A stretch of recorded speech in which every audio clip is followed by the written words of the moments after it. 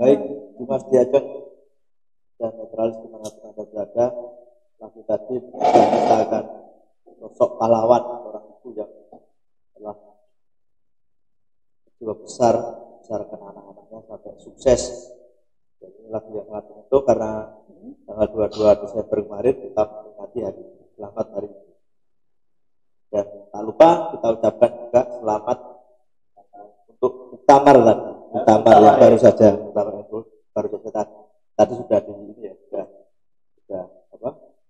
disepakati, sudah proses demokrasi sudah dilalui.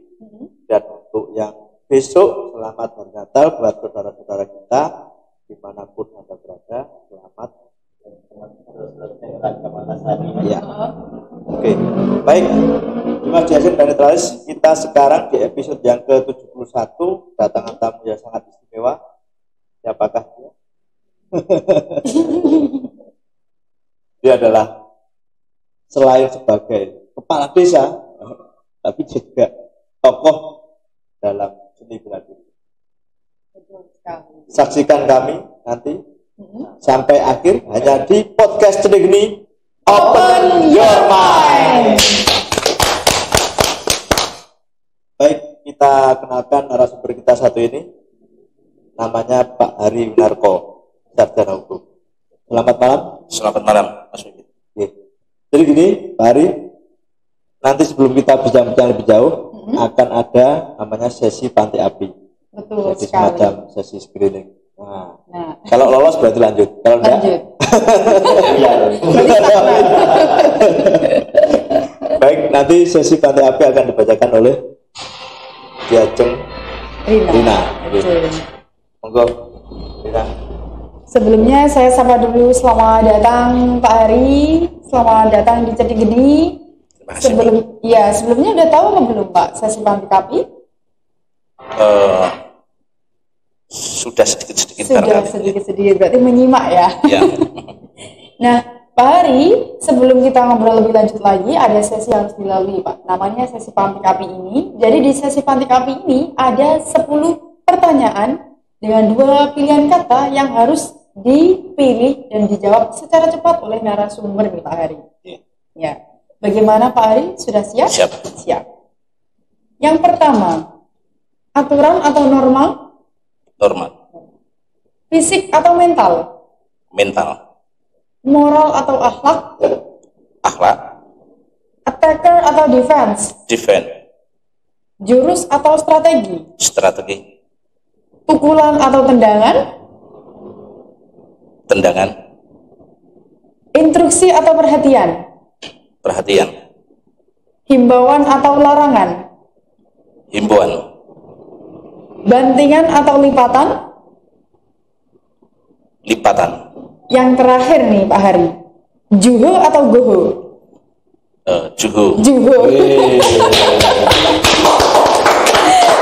Meski sebenarnya masih asing aku ya dengan bahasa-bahasa Jepang ini. Juho itu dalam teknik Kempo menganut aliran lembut. Jadi ada kuncian, bantingan, seperti itu. Kalau yang satunya tadi?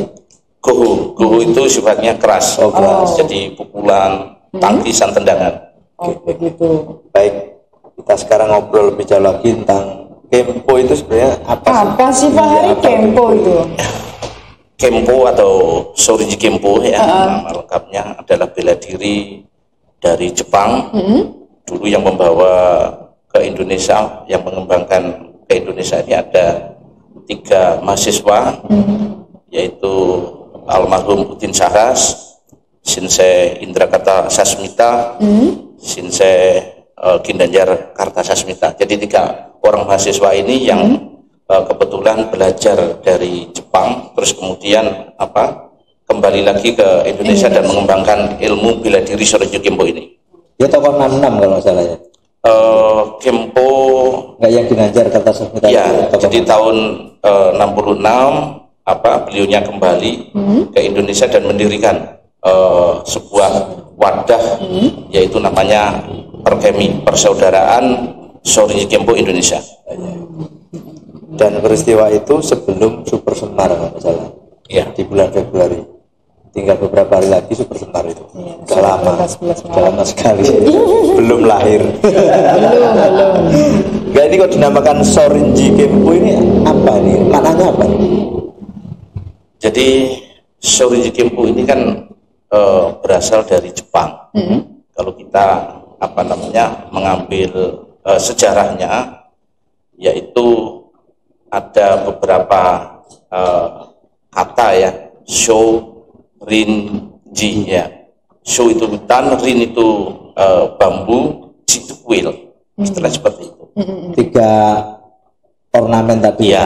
Ya. Maknanya apa kira-kira itu? Kok 3 ornamen, ada bambu, hutan, dan kuil. Iya. Barangkali sejarahnya itu kan dulu Shorinji Kempo ini hanya untuk dilatih untuk para biksu. Artinya tidak sembarang orang. Jadi pada saat itu di zaman Zen Buddhisme ya, itu khusus untuk pelajarannya biksu, karena biksu pada saat itu artinya biksu ini mengembara sambil menyebarkan agama Buddha. Nah, di situ karena banyak tantangan sehingga biksu ini perlu dilengkapi atau dibekali dengan ilmu bela diri. Seperti itu, Mas Pipin. Berarti memang sesuai dengan judul kita ini ya, filosofi dan karakteristik. Jadi karena biksu ini kan orangnya lemah lembut. Betul. Jadi tidak menyerang. Ya. Artinya memang dia menyebarkan misi keagamaan barangkali begitu. Ya, jadi dulu memang seperti itu. Namun untuk perkembangan lebih jauh sampai dengan sekarang, artinya yang religi ini ditiadakan, artinya dikembalikan kepada agama dan kepercayaan masing-masing. Kalau yang di era biksu tadi kita kan di tahun berapa itu? Sudah lama. Itu kalau kita bicara sejarah, yaitu sekitar tahun 550 Masehi, Mas. Ya. Yaitu zamannya Dharma Taisi. Ya. Itu di Cina atau di Jepang? Di Cina. Di Cina ya? Ya. Di Cina di apa? Kuil atau apa gitu? Di kuil Shaolin Shi, ya. Shaolin Shi namanya. Ya. Itu berarti Atau lengkapnya Shaolin Shi Kung Fu, ya. Karena mengajarkan bela diri tadi. Jadi tekniknya itu apa saja kira-kira? Kan enggak menyerang ya? Enggak menyerang. Jadi Kan begini, defense, bertahan. Nyerang, lari. teknik di Kempo itu ada 2, yaitu Juhu dan Goho. Tadi. Juhu itu lembut, Goho itu keras. Ya. Namun dalam hal ini untuk teknik di Kempo itu lebih cenderung bertahan, defend daripada menyerang. Ya. Kalau itu, ini balik lagi pertanyaan dasar. Kalau di sabu kan pasti pakai sabu tingkatan ya. Itu tingkatannya dari putih sampai ke tingkat terakhir itu apa? Kalau yang awalannya? Jadi begini, Mas, untuk tingkatan di Kempo ya, di bela diri Shorinji Kempo ini mulai dari putih, terus kemudian hijau, biru, coklat, baru hitam. Ya, dan hitam pun ini tingkatan sampai sementara ini dan 7 di Indonesia. Paling tinggi. Ya, paling tinggi. Karena kan kalau yang lain ada yang warnanya kuning, ada kuningnya juga, ini nggak ada kuningnya, ada yang coklat kan gitu. Berarti tiap warna itu juga punya filosofi tersendiri. Artinya ada pelajarannya sendiri. Artinya kalau sapu putih pelajarannya ada kurikulumnya per tingkatan. Ya, sekolah kelasnya. Terus di Indonesia sendiri berkembang sampai sejauh ini seperti apa? Dan masuk ke Tuban itu kira-kira tahun berapa?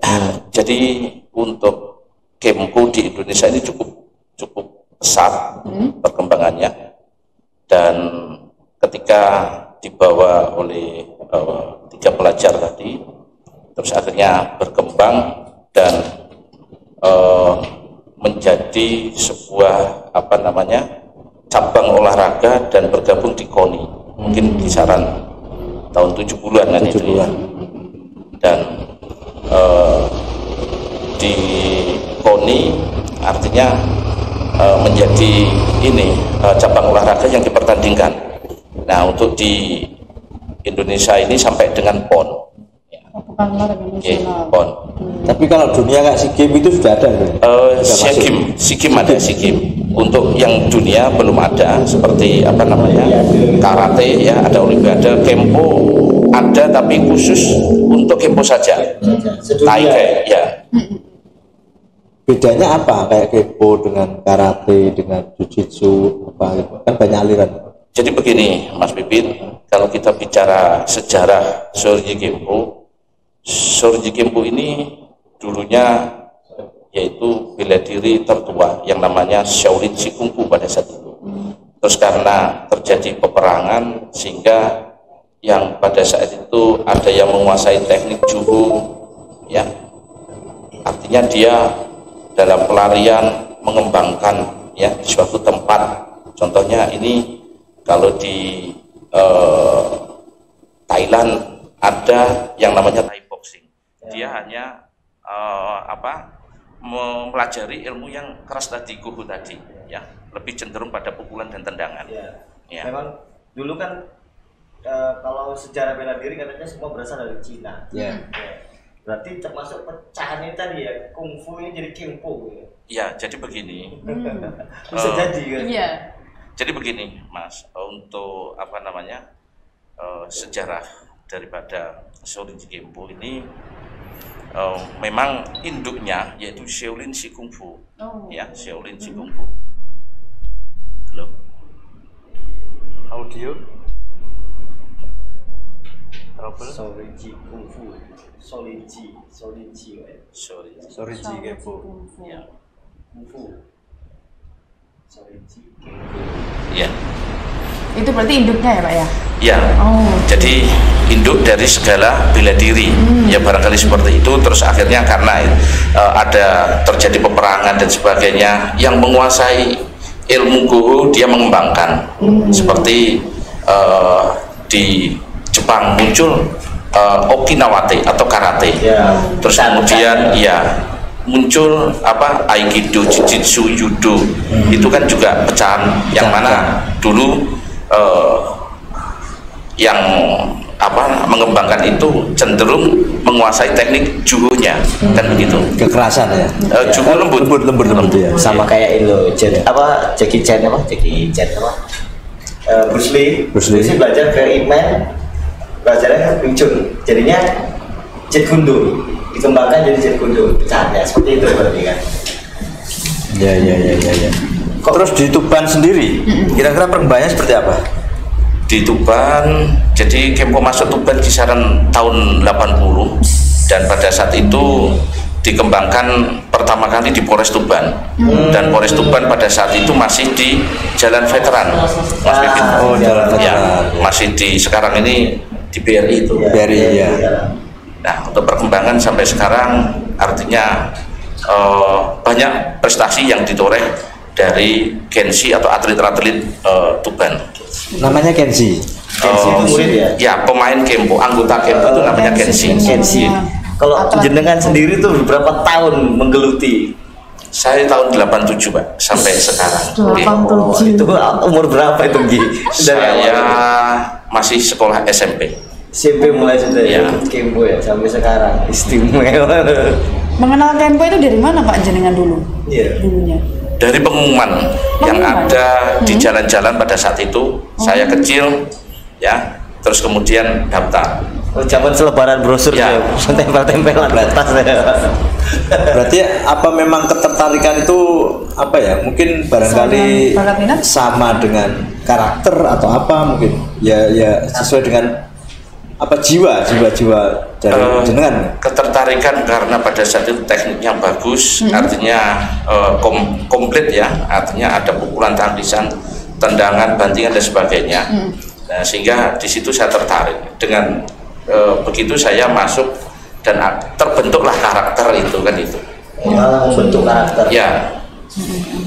Nah ini kalau di politik ini barangkali di politik desa, apakah nyalon kepala desa apakah pakai tekniknya Kempo ini?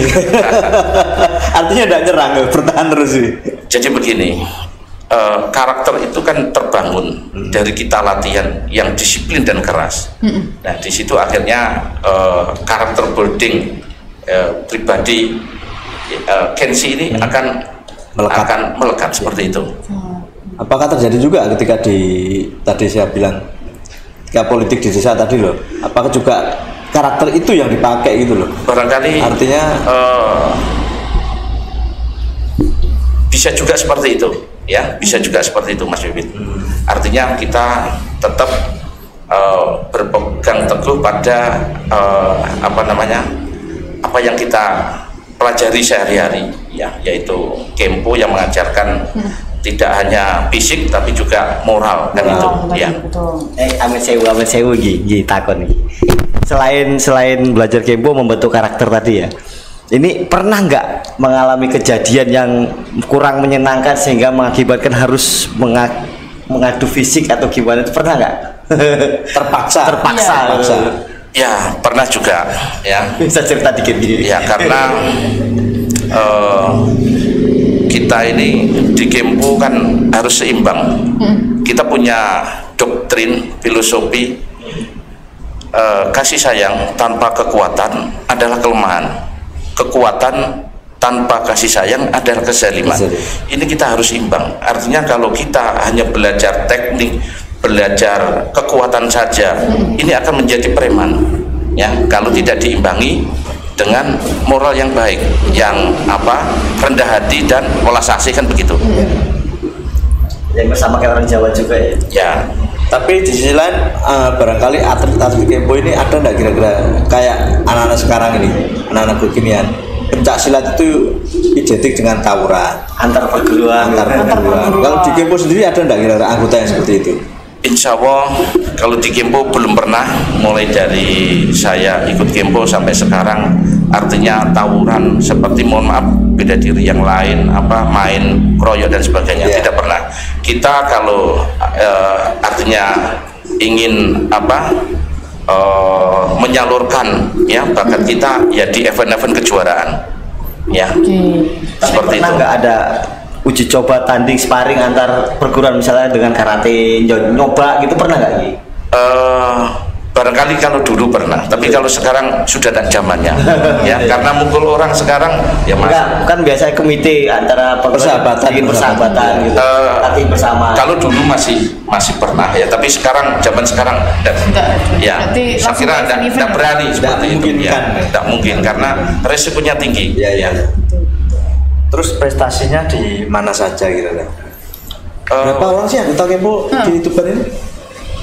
Anggotanya banyak, ya. Jadi ada 3 dojo, ya. Pertama dojo itu Polres Tuban, terus kemudian dojo Semen Gresik, terus kemudian dojo Ronggolawe. Dan kebetulan saya megang dojo Ronggolawe. Ya, dojo ini semacam klub di rumah saya. Di Perunggahan Wetan. Kalau yang di Beri itu? Saya tidak tahu. Oh, bukan Kempo itu berarti. Saya tidak tahu. Nah, sehingga di situ di dojo saya ini alhamdulillah kensi-kensi saya banyak yang berprestasi, baik di tingkat Jawa Timur maupun level nasional. Iya. Mas, kayaknya Mbak Rina takut. Aku seneng loh Rina ngomong saya Mas. Apa ya? Auranya beda semenjak lulus. Ngomongnya lebih seksi sekarang. Iya, seksi sekarang ngomongnya. Mikir skripsi. Kita dewasa gitu. Nah, Pak Hari ini tadi kan sudah disebutkan ya Pak ya, untuk kejuaraannya sudah menjuarai di tingkat nasional juga ya Pak, bahkan pernah ke SEA Games juga Pak? Oh, belum pernah. Belum pernah ya, berarti tingkat nasional ya Pak ya? Tingkat nasional, internal Kempo saja. Internal Kempo saja. Nah, ada nggak Pak strategi atau cara-cara supaya kensi-kensi ini bisa lolos dan masuk untuk memenangkan event-event? Tentunya ada kiat-kiat tertentu untuk bisa artinya kita menjadikan kensi itu berprestasi. Betul. Ya. Jadi kita lihat latihannya sehari-hari, ya, dan kita selalu mengawasi, ya, selalu ada progres. Anak ini bisa enggak nantinya diambil untuk menjadi tim, ya, kita buat semacam pemusatan latihan, ya, TC, ya, seperti itu. Nah, kalau sudah kita lihat, ya, kensi ini ada bakat untuk ke sana, ini baru kita ambil, kita seleksi, dan nanti kalau masuk seleksi itu ya baik secara fisik terus kemudian teknik maupun mental baru kita pusatkan untuk latihan seperti itu. Oke. Pak, nah ini untuk satu timnya ada berapa orang sih Pak? Sakarep-karepku tadi. Jadi begini Mbak Rina. Iya, satu tim. Jadi kita punya tim inti dan punya tim lapisan kedua. Ya. Bisa dijelaskan. Jadi kalau bicara berapa jumlahnya, ini nanti menyesuaikan dengan kalau kita mau mengikuti kejuaraan di nomor apa yang kita turunkan begitu. Ya. Nah, sehingga di situ baru kita kita ikut sertakan. Ya, seperti itu.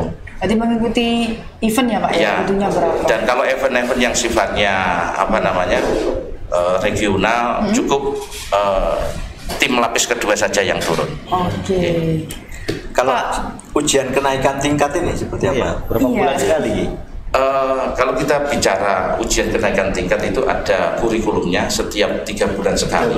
Nah 3 bulan sekali tergantung kembali lagi kepada Kensi apakah dia bisa menerima pelajaran teknik puasa itu ya tidak kan itu. Tapi kalau mereka bisa menguasai teknik yang sudah diajarkan sesuai kurikulum ya tentunya kita ikutkan untuk ujian kenaikan tingkat yang lebih tinggi. Kalau normal normal 3 bulan dia berbakat lah katakanlah sama rajin tekun itu untuk mencapai tingkat tertinggi itu berapa lama? Berapa tahun? Menjadi senpai ya 3 bulan dari Q sekarang tingkatan yang baru itu berubah. Kalau dulu tingkatan itu dari Q5 ya sampai Q1 untuk Q Kensinya. Tapi sekarang dari Q6 ya ke Q6 dan kalau pemula lebih ini lagi artinya dari bawah lagi Q8 ya Q8. Ya. Nah, di Pak Hari sendiri nih Pak, di Dojo Ronggolawe untuk latihannya itu berapa kali seminggu itu Pak? Kalau reguler itu 2 kali, hari Minggu sama Rabu. Namun untuk tim yang pemusatan itu boleh dibilang setiap hari ada. Mau ikut hari? Ya kalau mau gabung itu gimana? Boleh nggak itu Pak? Itu soalnya kan wanita tapi kelakuannya pria. Boleh saja Mas. Iya, makanya kok dia sampai sekarang belum nikah kok. Takut laki-lakinya dikaplok gitu nih. Anak engineer. Engineer resimen lagi. Iya, ini. Anak resimen. Mau mendaftar tuh bisa nggak? Kalau misalnya bergabung? Iya, efektifnya itu umur saja. Ya. Umur berapa efektifnya yang paling efektif tuh ketika ikut masuk Kempo gitu? Jadi kalau kita ingin menguasai teknik Kempo dengan baik dan bisa nantinya bisa berprestasi, tentunya harus dari usia dini. Ya, usia dini 6 atau 7 tahun.